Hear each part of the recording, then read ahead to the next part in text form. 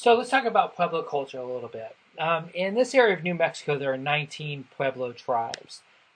Among those 19 Pueblo tribes, 7 languages are spoken. So there isn't one uniform Pueblo language. And these languages remain mainly unwritten, so they are oral culture. Now, early Pueblos were subsistence farmers. They traded and they hunted. And what happened was Spanish conquistadors came up through Central America, up through Mexico, and then up through this area into New Mexico. And the conquistadors demanded crops from the Pueblo, and they demanded that they convert to Catholicism. If they didn't, they would torture them and eventually kill them. Now, the Spanish kind of held sway in this area until you had European American expansion across from the original revolutionary states.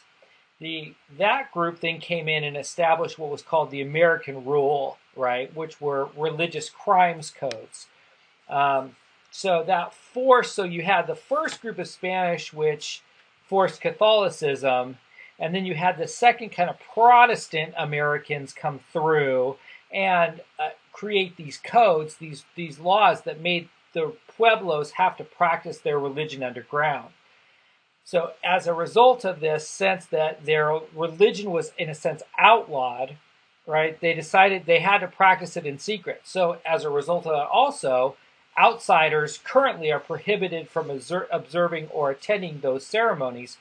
And we can understand historically why that happened, right, in the sense that they were persecuted for participating in those ceremonies. Now let's talk about the role of language in Pueblo culture. In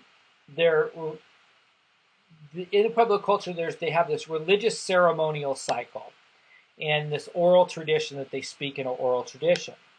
As individuals learn more complex roles in the cycle, right, that they must play in the cycle, their knowledge of the language increases. So as they become more they learn more about the complex roles of the cycle, as they become more involved in the cycle, they understand the language more because that's part of the process of learning the cycle. And all family members participate in this cycle. They say writing is sacrilegious, right, because it would allow indiscriminate access. Other people could get into it, and they had to, again, historically, the Pueblo had to protect their religion, and they had to hide their religion. So this idea of now sharing the religion with the people who have persecuted them over centuries, makes no sense whatsoever, right? So without their language, they would lose all they had maintained through these centuries of oppression. They maintained this language, they maintained their culture underground through this secret form of communication. So we're going to now talk about how that plays out in modern life with regards to bilingual education.